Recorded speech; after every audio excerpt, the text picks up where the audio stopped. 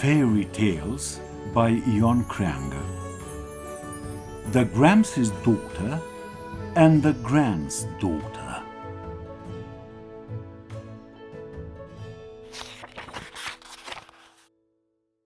Once upon a time lived Gramps and Gran. The Gramps had a daughter, and Gran too had a daughter. Gran's daughter was ugly, lazy, arrogant, and angry, but being mother's daughter, she puffed up and grimaced like a crow in a cage, throwing all the works on the Gramps' daughter. But the Gramps' daughter was just beautiful, hard-working, obedient, and kind. God adorned her with all the good and beautiful gifts. But the kind girl had to endure grievances from both her half-sister and her stepmother. She was also fortunate that she was hard-working and patient, otherwise she would not live through it at all. The old man's daughter goes there, the old man's daughter goes here, and in the forest for brushwood, and to the mill with a sack on her back, well, in all directions. And they didn't let her sit for a minute. She just came from one side, and they were sending her to the other. And after that, the Gran and her beloved daughter also grumbled. Everything was not good for them. For the Gran, the Gramps' daughter was a thorn in the eye, and her own the saint among men. In the evening, when the two girls set off for gatherings in the village, the Gramps' daughter did not get lazy. She strained a full sieve of spindles, and the Gran's daughter with great difficulty did the spindle another. When they returned home late at night, the Gran's daughter ducked over the fence and took a sieve with spindles from the Gramps' daughter to hold it until she climbed over. She took them like a fox and at full speed ran home to the Gramps and Gran to tell that it was she who strained the spindle. In vain did the Gramps' daughter assure her father that all the spindles were tense with her hands. The Gran and her daughter immediately pounced on her and pushed their version of the situation. On Sundays, on holidays, the Gran's daughter went about dressed and smooth, as if the calves had licked her head. There were no such games, such villages that the Gran's daughter did not to go, but the Gramps' daughter was prohibited from all this. And when the Gramps came home, the Gran's tongue grunted more than the mill. She said that his daughter is disobedient and loose and lazy, and she's a bad seed, and this and that he should drive her out of the house, send her to serve wherever he wants, just not to leave her at home, because she can spoil her daughter too. Gramps, being simpleton or whatever you like to call him, looked into her mouth, and what she said was sacred. Maybe he wanted to argue, maybe he wanted to argue, but the hen was already singing in his house, and the rooster no longer had any power. If he tried to resist them, he would have received word beating from the Gran and her daughter. Once, when Gramps could not bear these speeches, he called his daughter and said, My daughter, your mother tells me that you do not obey her, that you are impudent and restive, and that you can't stay in my house any longer. So I think, go where God wants you to, so that there is no more discord in the family because of you. But I would like to say, wherever you go, be obedient, meek and diligent, because in my house you still lived how you lived, under your parents' wing, but in a foreign land, God knows what kind of people you will meet. They will not tolerate you as much as we did. The poor girl, seeing that the old woman and her daughter at all costs wanted to drive her away, kissed her father's hand and, with tears in her eyes, went wherever her eyes looked, leaving her parents' house without any hope of returning. She walked along the road until she met a puppy, sick and so thin that she could count her ribs. As the puppy saw the girl, she said to her, Beautiful, kind girl, please, have pity on me and help. I will come in handy for you too someday. The girl took pity, helped the puppy, washed her and left. and then she continued on her way, rejoicing from the heart that she had done a good deed. Not far gone, she saw a blooming pier and hordes of caterpillars on it, and that pier said to the girl, "Beautiful, kind girl, please save me from these caterpillars. Then I'll be useful to you someday." The girl, being hard-working, diligently cleared the pier from dry branches and caterpillars and went on. She walked along the road and saw a abandoned water well, all in silt. Water well said to her, "Beautiful, kind girl, please cleanse me. I'll be useful to you someday." The girl cleared the water well and went on.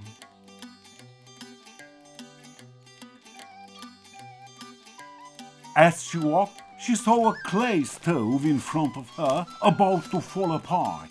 Seeing the girl, the stove spoke. "Beautiful, kind girl, please smear me with clay. Do me a favor.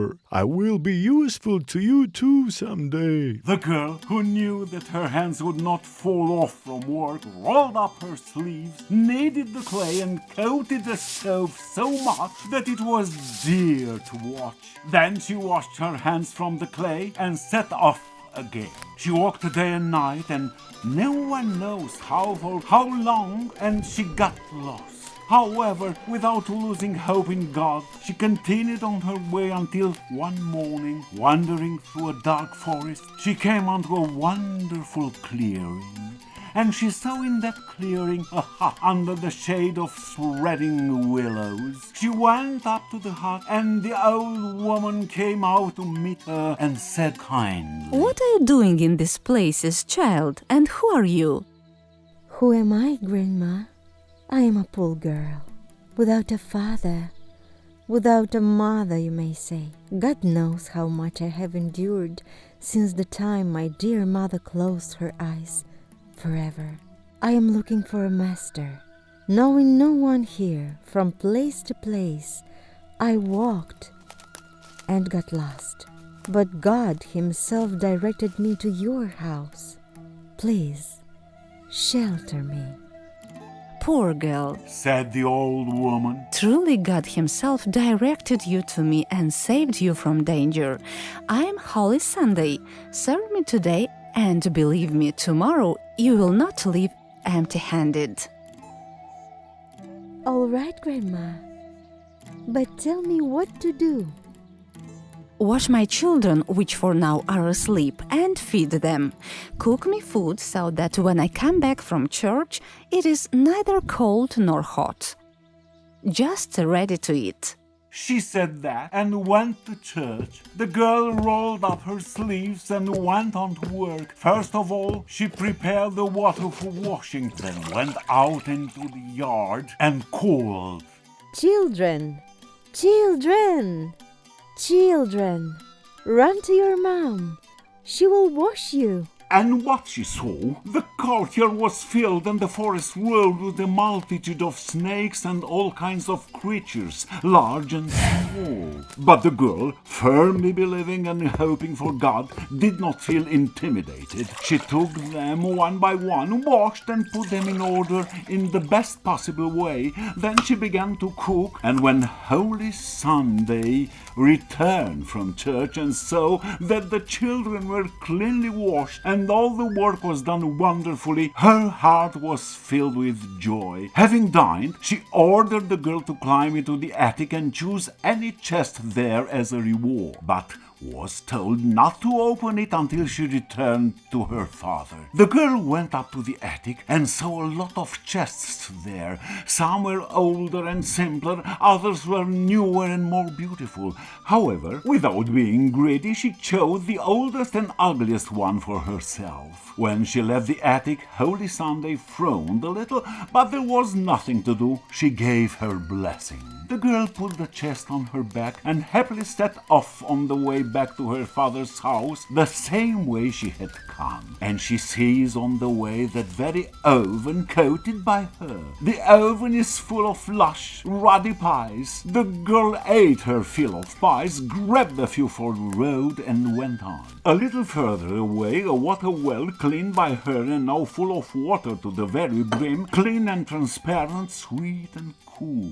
And next to it were 2 silver cups from which she drank and quenched her thirst. She took the cups with her and went on. She walked and saw that pear tree which she has groomed now, covered with pears, yellow as wax and sweet as honey. When the pear tree noticed the girl, she bowed her branches, and the girl ate pears and even took with her some for the road as needed. She went further, and on the way a familiar puppy met her, but now healthy and beautiful. On her neck she had a necklace of gold coins, which puppy gave to the girl in gratitude for having healed her from illness. And then the girl finally reached her father's house. Gramps saw her. His eyes were filled with tears and his heart with joy. After that, the girl took out silver cups and the gold chain, gave them to her father, and when they opened the chests together, countless herds